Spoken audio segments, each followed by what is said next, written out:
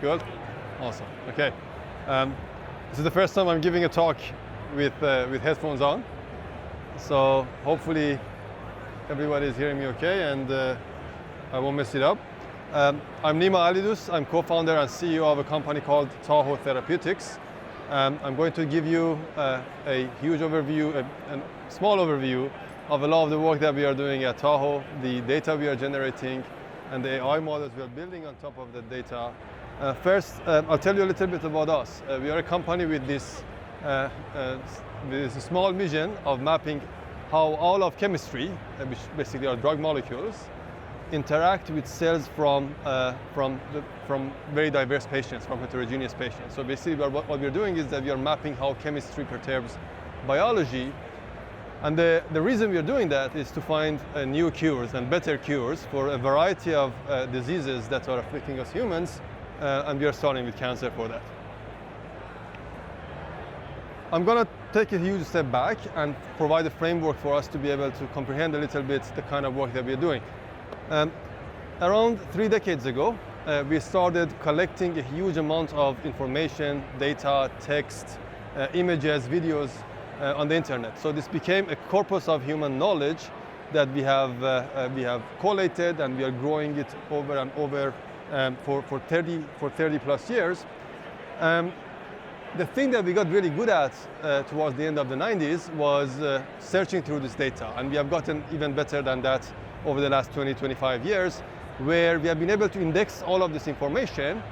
So the information is really at the tip of our finger. Anytime we want to query it, we want to find some nugget of information that's relevant to the task that we want to accomplish, we just search it. We go to the Google and we search it, and we can find the information. And as you know, search has gotten a lot better over the last 3 decades. But one inflection point that started to happen around 2 years ago, 3 years ago, was that not only were we now capable of searching through the data that we have collated on the internet, now we are capable of going beyond it. We can actually learn from that data. We can train AI models on that data and use that to go beyond whatever that's already within the data, whatever that's contained within the data that has been accumulated in the internet. And that's the whole revolution associated with language models, particularly with the advent of ChatGPT and equivalents after the launch in late 2022. Now, to take a step back, basically what we have done over the last 30 years is what we started with an internet that we built all of us together. We started, getting better at searching through the internet, and eventually we started to find a way to venture beyond, to extrapolate beyond what actually is contained in the internet. But again, everything that we have accomplished, the cornerstone of that has been the internet. The reason we have been able to do that is that we have collated all of this human knowledge in the form of text, videos, and images over the last 30 years. Now, sorry, what's happening here?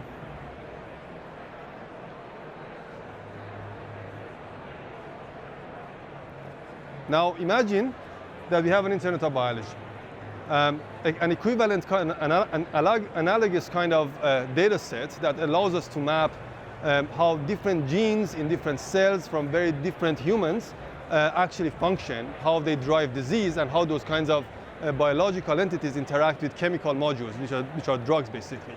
Imagine we have that kind of an internet, and basically, imagine we can do the same kind of things that we accomplished with the text data and the image data using these biological data sets.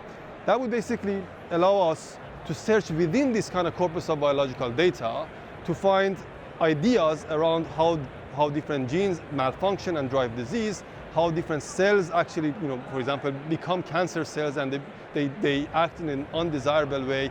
And what are the drug molecules out there, what are the chemical entities that we know of that we can use in order to cure them. Not only can we use that data set for this kind of search I'm outlining, again, very similar to the kind of AI models that we have been training on language over the last few years, maybe we can also train AI models on this internet of biology so that we can extrapolate beyond it. We can actually find new chemistry, new chemicals that could act as drugs, chemicals that we have never synthesized, they have never been in the physical world before. It's a great vision, but sadly, the reality is that we just don't have that internet of biology today. The reason for it is that generating that data I was talking about, basically how drugs interact with different cells from different patients, it's a very unscalable thing. The experiments to run that you have to run in order to generate that data is very tough to do. They're very tough to scale. Now, to give you a sense of the numbers, the information that we have on the internet, particularly on the text side, the number of tokens that it has provided for us in order to train those language models is in the order of tens of trillion tokens. For biological data, the drug-perturbed cells of patients, the amount of data that we have is in the order of 10 billion. So it's in the order of billions of tokens that we can actually use in order to train these models, and that basically means that we are in a 1000x gap when it comes to biological data that can help us, find new drugs for new diseases, and also to extrapolate beyond them for new chemistry. That's exactly where we come into play. So the core technology that we have invented at Tahoe is the ability to scale those kinds of experiments that map how different types of chemistry, how different types of drug molecules interact with cells from very diverse sets of patients. And that's really that's really the technology that has allowed us to scale and actually take a huge step towards building this Internet of biology. In fact, we put it to work towards the end of last year, and we generated what's called Tahoe 100, which is the largest data set, the largest atlas that maps how different drugs interact with cells from different types of patients. It contains 100 million single cell data points. It's equivalent to hundreds of billions of tokens. And these are cells from different patients. There are 50 different patients, and these cells have been treated by one of 1,200 different treatments. This corpus of data, again, hundreds of billions of tokens already, this corpus of data is 50 times larger than all of the publicly available perturbative data sets that are out there, basically data sets that have been measuring how drugs interact with cells combined. And those data sets have been generated over the last decade. We generated this data set in a matter of around 2 months. So this is a completely new way of doing things. This is a completely new kind of paradigm in terms of generating the data that could form the basis of what we call the Internet of biology. We are so confident about our ability to generate this data at massive scale that we actually entirely open sourced the Tahoe 100 dataset. And that turned out to be a very seminal moment in biology. This happened around 3 months ago now. And since then, 45,000 times this dataset has been downloaded. This is the first for the biological datasets of this scale. And on Hugging Face, which is the place that people share datasets, we have been on the top 0.05 percentile of trending datasets out there, and this is basically competing with datasets that are being released by Anthropic, but by OpenAI, by NVIDIA, in the text and generally in the language, image, and video domain. So for the first time, we have generated biological datasets that are actually providing the same kind of power that other modality of data that have enabled LLMs can actually accomplish. Now, we talked about the internet and how it led us to the revolutions in search, and then later for AI models that can extrapolate beyond the information that's contained in the data. So let's actually replicate that for biology. Now that we are getting closer to having that Internet of biology, can we step towards the same kind of ambition? And that's what gets me to the exciting announcement that we have to make today. We are releasing what's called TahoeDive.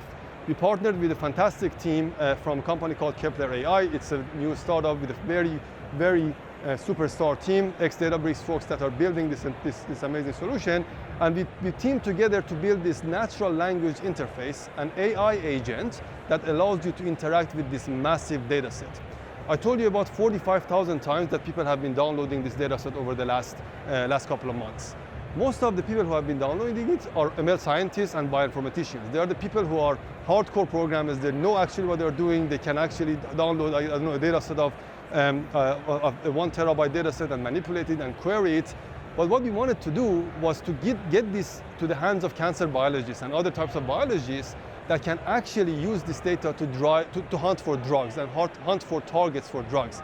And that's why we built TahoeDive.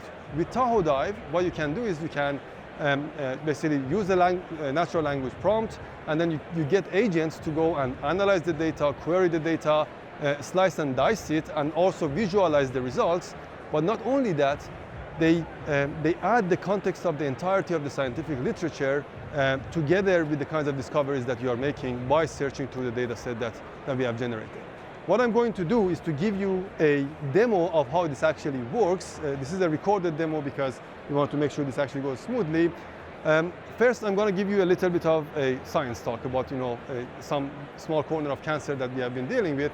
So how do we empower cancer biologists to use Tahoe 100, to speak to Tahoe 100 and come up with new cures for disease? Let's talk about cancer cells a little bit. Cancer cells are very sneaky. One of the ways that they avoid getting killed by our immune system is by reducing the levels of a protein that's called MHC1 at the surface of the cells. That protein is very crucial because that's basically a tag that appears on the surface of the cell, and it tells the immune cells, come and kill this cancer cell. Okay? So cancer cells reduce that protein levels. What if we actually find drug molecules that can increase the levels of that protein so that it makes it visible to the immune cell, to the immune system, and the immune system can come and kill those cancer cells? Now, this is exactly what we did. That's literally we went to the agent and we said, what are the drugs that can increase the levels of MHC1, but also in addition, there is another pathway they can actually activate in order to increase the efficacy of that stimulation. So we asked the agent to find that for us. And what I'm going to do right now is to actually go to the agent, and I'll just start from the beginning. We asked that agent that question I was just talking about. This is the playback of the analysis that it did that we ran 5 days ago. What it is doing, actually, let me let it finish, and then it's thinking right now, it's analyzing, it's doing a lot of code generation, it's reasoning, it's doing a lot of very fancy stuff, visualization in the back end, and I'm going to go through, after it's done, I'm going to go through exactly what it did in a second. Now it's summarizing the findings. So what the agent is doing is basically, first, it starts by doing like what any software engineer or any bioinformatician would do. It basically loads the data to a notebook, it creates a notebook, it loads the data to that, and then what it starts doing is to synthesize the question that we have given it. It basically says, okay, these are the gene sets I have to look at for IFN alpha, the other kind of pathway I was talking about, and then MHC1. And after it does that, it knows where to go and slice and dice the data. And then it goes and evaluates the different drugs and the impact that they have on this particular gene sets. And what it does is that eventually it gathers all of the information to give you a sense of what are the drugs that activate both of these different pathways. Basically, what are those drugs that can increase the MHC1 expression, and also they can activate interferon alpha, which is the other pathway that we were just talking about. Now, what's extraordinary is that the drugs that it came up with, this is really incredible. There were some drugs that were already known to be doing that. They were in the data set, and it actually came up and said, okay, these drugs, they are called MEK inhibitors. They can increase MHC1 expression, so this is a very powerful positive validation. So the agent is actually working. But another thing that it did, it actually came up with new drug compounds that were previously not known to have this kind of effect on the cells from the patient. So basically, through this agent, we are discovering new drug compounds that will have the desired impact we have on cancer cells so that they can become visible to immune cells, and immune cells can come and kill them. I'm not going to talk about that part of this analysis, but what's really cool here is that it discovered things by digging into a data set, by generating code and analyzing it and visualizing it, but it also put it in the context of the broader literature. It actually came up with some ideas of what is the more like level two kinds of mechanisms by which these drugs are going to be working in order to accomplish the task that we wanted to accomplish. So this is what the agent came up with, and what we did was actually separately, what we had done was we went and tested this in the lab. We went and tested this in the lab, and separately we did some manual bioinformatics work, and we came to the same conclusions from the data. We analyzed the data and we said, okay, that drug actually works as well through orthogonal analysis, and then we went to the lab and in completely independent experiments we validated that. We have written a blog post that we published last week on exactly that topic, basically using the Tahoe 100 data set to come up with new immunomodulators, which is what the fancy word for what I was just talking about. And you can go on our blog, blog.tahoe.ai, to read about that. But this is an extraordinary validation of what a scientific agent that has access to this beautiful, massive, very unique data set can actually accomplish. The agent right now is going to be open for beta use. So we are giving access to folks who are more on the scientific side, on cancer biology and biology side. Go to TahoeBio.ai/TahoeDive if you want to get in line for getting access to it. And you can. I'm happy to actually. We're going to stay here. Me and my colleagues who are sitting in the front row here, both from Kepler and from Tahoe, happy to answer questions, do a few more demos for you all to see how the agent actually works. We talked about the internet. We talked about the internet, and we said that first we start searching through it, and then we start to learn from it. This is very imperative in the biological world. No matter how many data points we generate, how many atlases beyond Tahoe 100 we generate, they are still going to be, of course, much bigger than anything else that's out there, but they're going to be much smaller than the entirety of the universe of the chemical space. There are 10 to the power of 60 chemicals that you can imagine in the universe, and we are going to fall short of that. The way to solve that is to extrapolate beyond the data in the same way that language models extrapolated beyond the internet data that we are feeding them, and that basically means training what are called foundation models of cell biology. We are doing that in the company. What we are doing is that we are getting inspired by the models that have been developed in natural language, the same models that feed ChatGPT, etc., in order to train these single cell foundation models that learn how genes function in the presence of other genes in different biological contexts. In natural language, what we were doing is that we were masking some words, and we were trying to train a model that infers what the masked words are based on what are the other words that are in the sentence. Here, what we are doing is that we are basically masking some genes, the expression of some genes, and we are trying to get the model to infer what the expression of those genes are based on how the other genes are being expressed. And through that, we are learning the function of genes. We are learning how genes function in different types of contexts. Again, we didn't have the luxury in biology to have access to an internet that provides us the training sets, but now that we are getting closer to having the training data sets, we actually have the luxury of using the models and the architectures and the kind of technology that has been developed to train these kinds of models in order to apply it to the biological data sets. The problem here is that these models are very expensive to train. And it's not like you train one model and it's going to work. You actually have to train hundreds, thousands of different models to find the architectures that are more suitable for the information content that exists in your data, and also hyperparameters that you need to use in order to get performance out of your model.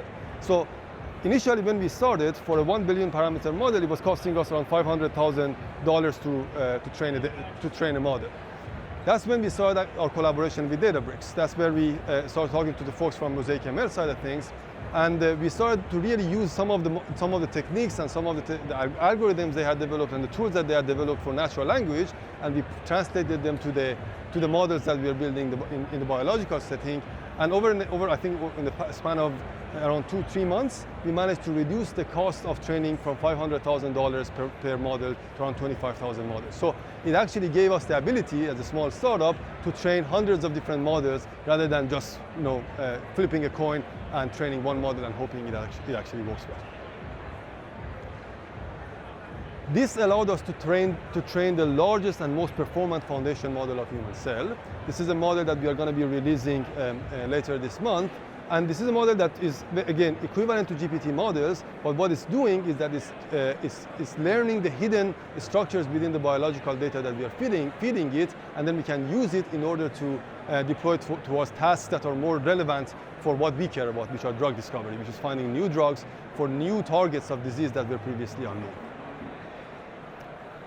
For us, this is just the beginning. We have generated hundreds of billions of tokens to train these kinds of models, and we are searching through this in order to find therapeutic insights. But over the next few years, we are going to be generating a huge amount more of this data. Much of it is going to be proprietary to us.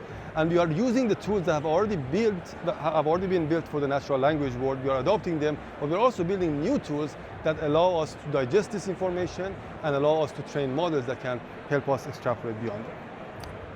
I'm very thankful for you all to be here and listen to our talk. Again, You can go to our website, see more about what we are doing. Go to TahoeBio.ai/TahoeDive to get on the waitlist to use the model. And also, please come talk to us, me and my friends from Kepler and Tahoe, to tell you more about what we are building at Tahoe. Thanks so much for your attention.